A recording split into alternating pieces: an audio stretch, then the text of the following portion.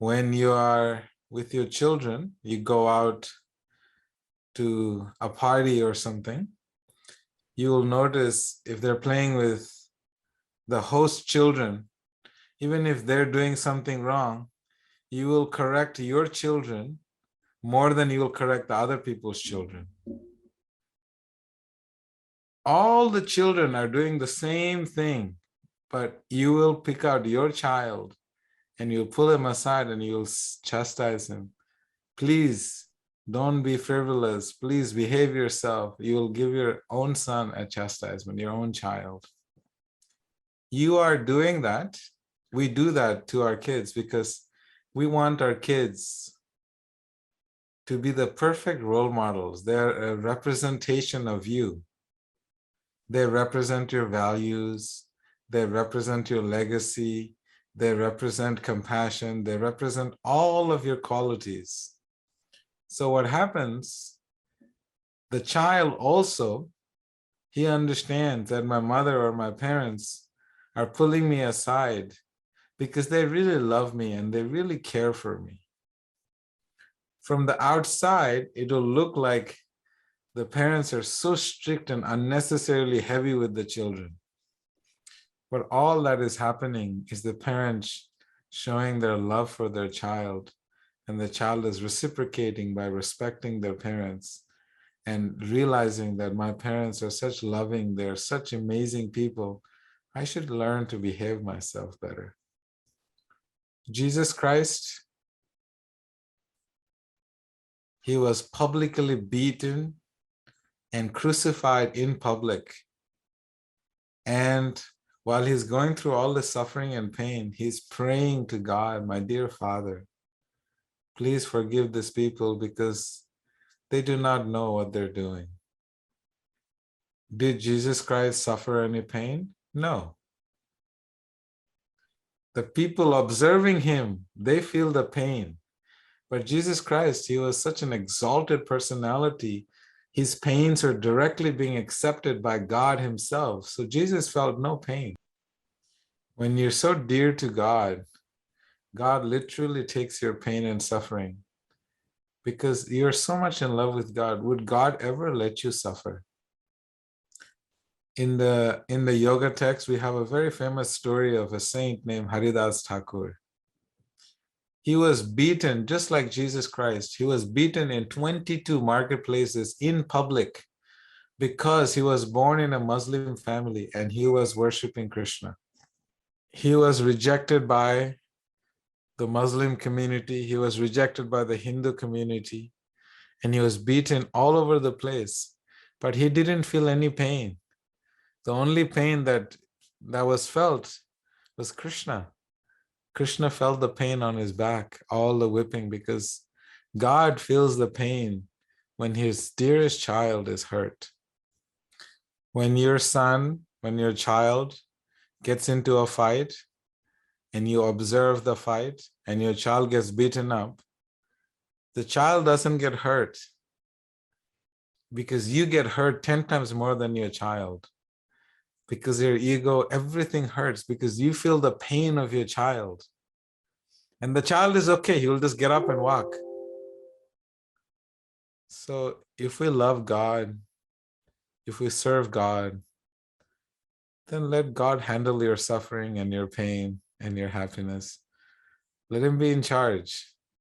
And you can just happily, peacefully, just like Fabian, her business gets flooded, she's happily smiling.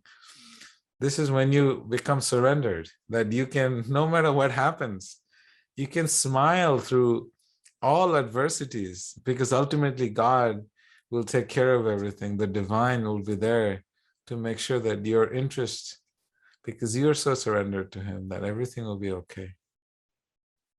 So the most powerful thing is to be unaffected. Your sign of spiritual advancement is that you're unaffected by the little disturbances that come because, something happens here, but something better happens over there. We just get so caught up into this immediate suffering that we forget that there is a bigger picture. But it is also a fact that when you look at it objectively from the outside, it looks like those who are surrendered and devoted, they suffer more. But it's so beautiful. You look at the life of Jesus Christ, people watching him suffer. He has more followers in the world than anybody else in the world. Why is that? His followers, they believe in God.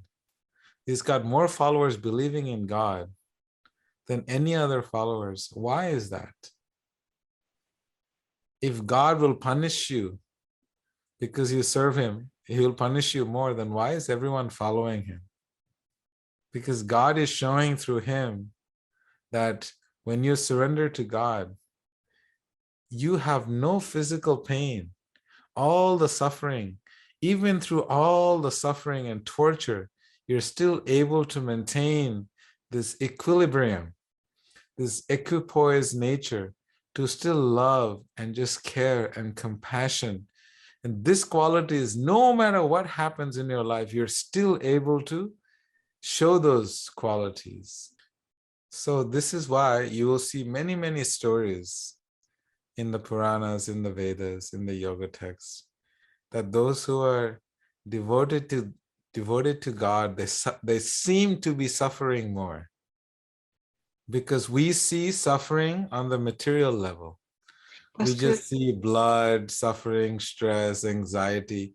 It's all external facade. So this is what we see, because our consciousness is contaminated.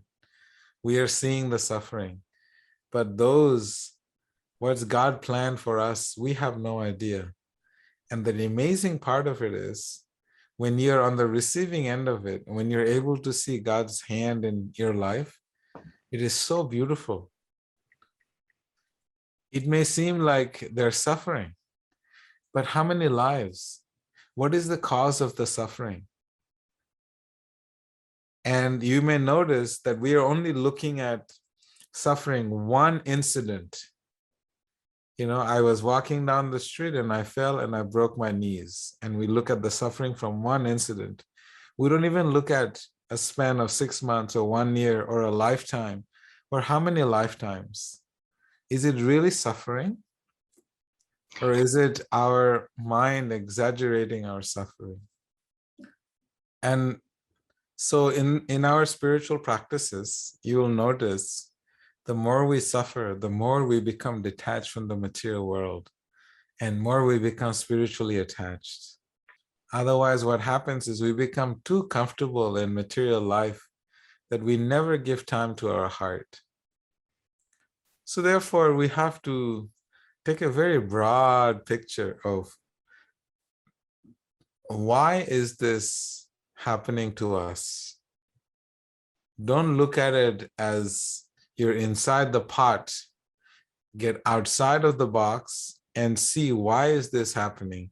What have I done in this life to deserve this? What is my lesson from this? And the cool thing about your father and your mother is that no matter what, if they close one door, they will open another door. They never keep you locked in, incarcerated. When your son is playing one game, what do? You take the game and you give him a book. When the book is finished, you take the book away and you give him a plate of food. When he finishes eating, you take the plate of food and you give him something else. They're always giving the children something to do, something to play with, something to have. A yogi is someone, the more he loses material possessions, the more happy he is, because he's realizing all that's happening in this life is that my material attachments are taken away. When my father and mother, they left this world, when I got a telegram, when I was in the monastery, I was young. I was 14 years old. I didn't see them when I left home after the age of 5.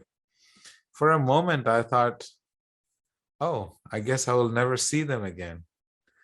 But then I realized in my heart, even as a young child, that now there is nobody in this world There's no material blood attachment that's going to hold me onto this material world. I can actually go. I can just grow. So we have to always ask, whenever anything is going on in our life, we have to inquire, why is this happening? Not looking to blame anybody, but just trying to find out the purpose behind everything. Because if you start blaming, there will never be an end. You'll find everybody in the world to blame, and eventually you'll blame God, and then you may start thinking that, okay, I don't believe in God anymore, because if God was so nice, he wouldn't do this to me.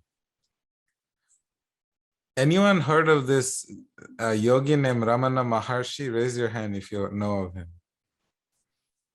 Yeah, he was a yogi in India, and you'll find there is a story. One day his arm was causing him so much problem, and he was looking at his arm. He said, I don't understand why this arm is unnecessarily, just causing me so much grief. He was talking to his arm. Why are you doing this to me? Because the pain has nothing to do with you. It is only with the body and the mind. If you look at the life of Srila Prabhupada, who is the founder of ISKCON, you will notice that when he's leaving his body, till the very last breath, he is still translating the books for his disciples, that when I leave, please, this is my heart that I'm leaving with you. Till the very last breath, he is still translating these beautiful books for us to read. When he went to America at the age of 70, his body had so many sicknesses, physical ailments, heart attacks, his liver, his teeth, everything was very, very old and falling apart. He was sick the whole time he was traveling around and sharing his heart with everyone. His body may be paining, but his consciousness was so pure. So this is how we have to learn to segregate our body from our consciousness and from our heart, so that you do not feel the physical pain does not impede your spiritual experience. We are always being tested by the material energy. Our mind is always being tested to see if we will pick the right decisions in life. Our conscience, Paramatma in the heart, the supreme consciousness, is always there telling us one thing, and the mind is telling us something else. It may look like a test, but what it is, it's you've been given an opportunity for more spiritual growth. If you become, a champion in Belgium, then you get a chance to become champion in Europe. Then you're given another opportunity to become champion in the whole world. So in this way, there's opportunities, and what we call obstacles. Those are opportunities that are provided to us. Test seems like a very harsh thing, but in our spirit, in our life, you'll see that everything that we encounter in our life is simply an opportunity for growth. There is no obstacles. There is no, there is no difficulty. Difficulty is in the mind, because we're not in our heart. So that's why it seems like it's difficult. But if you just come to your heart, there is no difficulty. So, this is your home. When you're home, then everything is perfect. When you're not in your home, then everything seems so difficult. The water doesn't seem right, the AC doesn't work properly, the internet doesn't work properly. But when you're at home, everything works perfect. So we just have to come and be in our home. Just come home. Don't hang out outside. It's no fun. Just come to your home and stay in your home, and everything is perfect. So let's come to our hearts. And that is where the real nectar is. That is where everything is happening. That is where reality is. That is where the truth is. That is where happiness is. I Everything know. else outside of that, it's fake, it's not real, it's impermanent.